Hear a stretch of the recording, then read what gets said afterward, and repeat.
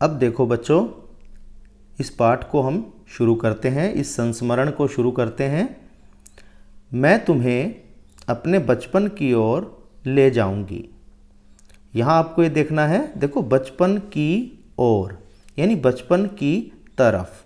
जब ओ लिखा होता है, ओर में ओ, तो वहाँ ओर का मतलब तरफ होता है, और जब औ लिखा होता है तो वहाँ और होता है, और उस और का अर्थ तथा या अन्य, दूसरा ये होते हैं। ठीक है। जब हम कहेंगे कि हमें सड़क की बाईं ओर चलना है तो इसका मतलब बाईं तरफ चलना है, तो और ऐसे ओ लिखेंगे, औ नहीं लिखेंगे।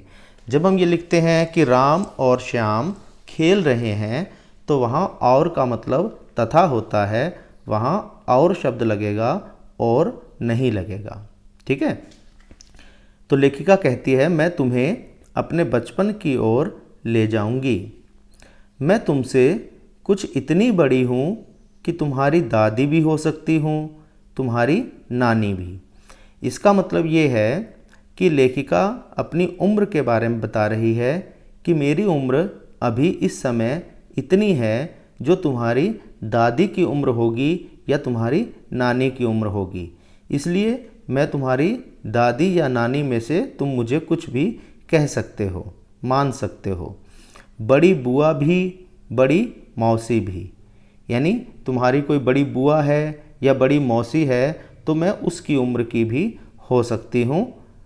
परिवार में मुझे सभी लोग जीजी कहकर ही पुकारते हैं। देखो बच्चों, जीजी का अर्थ होता है बड़ी बहन। ठीक है। जैसे जीजा होते हैं तो बड़ी बहन के जो पति होते हैं जीजा होते हैं। आजकल छोटी बहन को या छोटी बहन के पति को भी जीजी या जीजा कह दिया जाता है। ठीक है। तो परिवार में मुझे सभी लोग जीजी कहकर ही पुकारते हैं क्योंकि ये परिवार में बड़ी बहन थी। हाँ, मैं इन दिनों कुछ बड़ा बड़ा यानी उम्र में सयाना महसूस करने लगी हूँ। देखो बच्चों, जैसे हम औरों से बड़े होते हैं तो हमारी जिम्मेवारियाँ भी ज़्यादा हो जाती हैं, और जैसे जैसे हमारी उम्र बढ़ती जाती है हमारी समझ भी बढ़ती जाती है, हमारी समझ विकसित होती रहती है। तो लेखिका कहती है कि इन दिनों मैं कुछ बड़ा बड़ा यानी कि उम्र में सयाना, सयाना मतलब समझदार, महसूस करने लगी हूँ। शायद इसलिए कि पिछली शताब्दी में पैदा हुई थी। अब यहाँ बच्चों आपको कुछ समझना है। शताब्दी का अर्थ होता है 100 वर्षों का समूह। जो 100 वर्ष होते हैं, 100 वर्षों के पूरे समूह को शताब्दी कहा जाता है। ठीक है। जैसे हम समझें इस तरह से कि सन 1901 से 2000 तक ये 100 वर्ष हो गए, और इन 100 वर्षों को एक शताब्दी कहा जाता है। ठीक है। ये 20वीं शताब्दी थी। शताब्दी जो होती है, शताब्दी का जो नाम होता है वो जहाँ समाप्त होती है वहाँ उसका नाम दिया जाता है। जैसे सन 1901 से शताब्दी शुरू हो रही है और सन 2000 पर वो शताब्दी समाप्त हो रही है। ये 100 वर्ष पूरे हो गए, ये 2000 पर पूरे हुए, तो 2000 में से लास्ट के हम 2 ज़ीरो हटा देंगे तो ये 20वीं शताब्दी थी जो कि जा चुकी है। सन 2001 से जो कि चला गया है, सन 2001 से और सन 2100, जैसे आज 2020 चल रहा है, अब आगे ये 2021 आएगा, फिर 22 आएगा, 23 आएगा, ऐसे करते करते ये 2100 तक पहुंच जाएगा। ठीक है, 2100 तक पहुंच जाएगा। तो 2001 से 2100 तक ये भी 100 वर्ष हो गए, ये भी एक शताब्दी हो गई, और इसे कहेंगे 21वीं शताब्दी, क्योंकि ये 2100 पर ख़त्म होगी इसलिए इसे 21वीं शताब्दी कहा जाएगा। यानी इस समय जो शताब्दी चल रही है वो 21वीं शताब्दी है। ठीक है।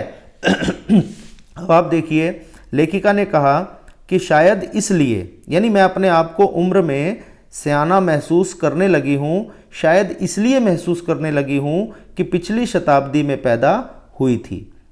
यानी 1925 में लेखिका का जन्म हुआ था, उस समय 20वीं शताब्दी चल रही थी और ये जब पाठ संस्मरण जब लेखिका ने लिखा सन 2000 के बाद लिखा, ठीक है, तो तब तक 21वीं शताब्दी शुरू हो गई थी। तो 21वीं शताब्दी में ये संस्मरण लिखा और इसकी जो यादें हैं ये 20वीं शताब्दी की हैं। इसलिए लेखिका ने कहा है शायद इसलिए कि पिछली शताब्दी में पैदा हुई थी।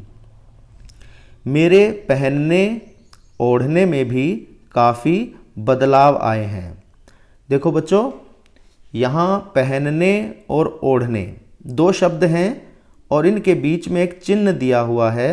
इस चिन्ह को योजक चिन्ह कहा जाता है। इसे समुच्चय बोधक चिन्ह भी कहते हैं। अंग्रेज़ी में इसे हाइफन कहते हैं और हिंदी में योजक या समुच्चय बोधक चिन्ह कहा जाता है। ये दो शब्दों को जोड़ने के लिए बीच में प्रयोग किया जाता है। आप इस पाठ में देखेंगे काफ़ी जगह पर ये योजक चिन्ह प्रयुक्त हुआ है। तो लेखिका कहती है कि मेरे पहनने ओढ़ने यानी पहनने और ओढ़ने में भी काफ़ी बदलाव आए हैं, बहुत परिवर्तन आए हैं। पहले मैं रंग बिरंगे कपड़े पहनती रही हूँ। अब देखो रंग बिरंगे के बीच में भी ये चिन्ह आ रहा है, रंग बिरंगे, ठीक है, यानी रंग बिरंगे का अर्थ है तरह तरह के रंगों के। तो यहाँ इस योजक चिन्ह है।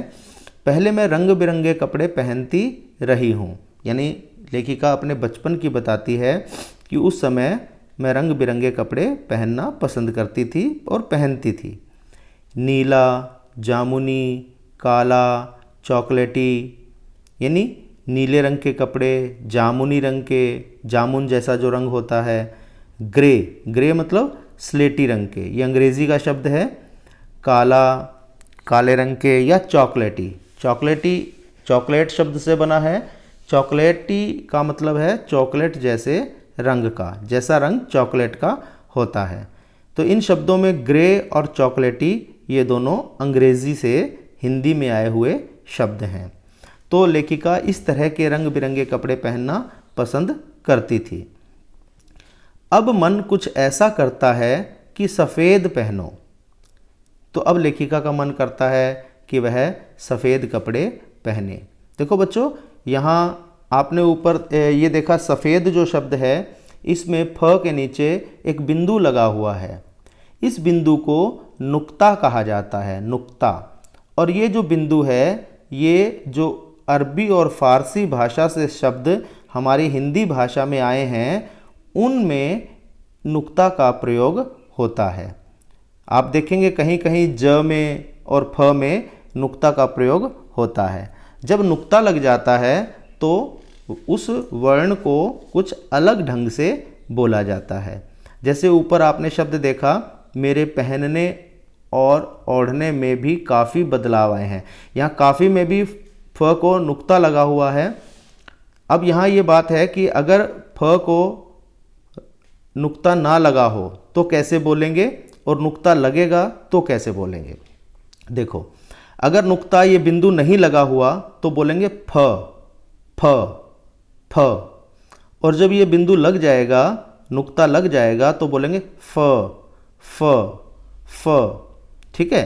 तो ये ध्यान रखना है आपको, जब आप बिना बिंदु के बिना नुक्ते के फ को बोलेंगे तो आपके दोनों होठ आपस में मिलने चाहिए, ठीक है। जब दोनों होठ मिलते हैं तो आप फ बोल रहे हैं, बिना नुक्ते वाला फ बोल रहे हैं। और जब आप नुक्ते वाला यानी बिंदु वाला फ बोलते हैं तो उसको फ नहीं बोलेंगे, उसको फ बोलेंगे। आपके दांत आपके होठों से मिलेंगे, नीचे के दांत आपके होठों से टच करेंगे, तब आप फ बोल पाएंगे। तो इसको बोलने का आपने अभ्यास करना है। और जहाँ ये नुक्ता लगा होता है, कई जगह ज में लगा होता है और कई जगह फ में लगा होता है, तो वह सारे शब्द हिंदी के नहीं होते, वो सारे के सारे शब्द अरबी या फारसी भाषा के होते हैं। ठीक है, तो लेखिका कहती है अब मन कुछ ऐसा करता है कि सफ़ेद पहनो गहरे नहीं हल्के रंग, यानी गहरे का मतलब है डार्क कलर, जो ज़्यादा गहरे रंग होते हैं, जैसे लाल रंग है एकदम चमकदार है, हरा रंग चमकदार हो, नीला पीला, ये चमकदार जो रंग होते हैं वो गहरे रंग होते हैं। हल्के रंग मतलब लाइट कलर्स, जैसे सफ़ेद है, क्रीम है, लेमन कलर है, नींबू जैसा हल्का हल्का सा रंग, वैसे पहनने का अब लेखिका का मन करता है। मैंने पिछले दशकों में तरह तरह की पोशाकें पहनी हैं। देखो यहाँ तरह तरह के बीच में भी योजक चिन्ह आ रहा है। मैंने पिछले दशकों में, बेटा दशक क्या होता है? दशक होता है 10 वर्षों का समूह। जैसे शताब्दी 100 वर्षों के समूह को कहते हैं, 100 वर्षों को एक शताब्दी कहते हैं, ऐसे 10 वर्षों को एक दशक कहते हैं। ठीक है, मैंने पिछले 10 दशकों में तरह तरह की यानी अनेक प्रकार की पोशाकें पहनी हैं। पोशाक मैंने कपड़े, तरह तरह के मैंने कपड़े पहने हैं। पहले फ्रॉक, फिर निकरवॉकर, स्कर्ट, लहंगे, गरारे और अब चूड़ीदार और घेरदार कुर्ते। पहले पहने फ्रॉक जो लड़कियां पहनती हैं, फिर निकरवॉकर होते हैं छोटी छोटी सी निकर जो बच्चे पहनते हैं घरों में, स्कर्ट जो लड़कियां पहनती हैं स्कूलों इत्यादि में, लहंगे जो महिलाएं आमतौर पर पहनती हैं, शादी विवाह में आपने देखा होगा वो लहंगे होते हैं।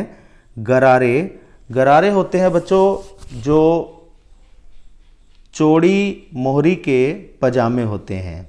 ठीक है, जो नीचे से खुले होते हैं। जैसे आजकल आपने देखा होगा कि कुछ महिलाएं प्लाज़ो पहनती हैं, तो प्लाज़ो जो है वो नया नाम बदल कर आ गया है, वही गरारे। ठीक है, चौड़ी मोहरी का पाजामा उसे गरारे कहा जाता है। तो गरारे ये सब वो लेखिका पहले पहनती थी, फ्रॉक पहनती थी, निकरवॉकर पहनती थी, स्कर्ट, लहंगे और गरारे। और अब वो क्या पहनती है? और अब पहनती है चूड़ीदार और घेरदार कुर्ते, यानी ऐसे कुर्ते जिसमें चूड़ियाँ हों। चूड़ियाँ मतलब वो हाथों में पहनने वाली चूड़ियाँ नहीं, चूड़ियाँ का मतलब है कि जिसमें प्लेटें डाल रखी हों। ठीक है, तो चूड़ीदार, चूड़ी की तरह ही गोल गोल घूमते हुए कुर्ते, और घेरदार जिनके घेर होते हैं बड़े बड़े, ऐसे कुर्ते वो पहनती है। तो आप देख रहे हैं कि किस तरह लेखिका बता रही है कि उसको कैसे कपड़े अच्छे लगते थे, कैसे रंगों के अच्छे लगते थे और किस तरह के वो कपड़े पहनती थी, और अब कैसे रंग के और किस प्रकार के कपड़े उसे पसंद हैं। ठीक है।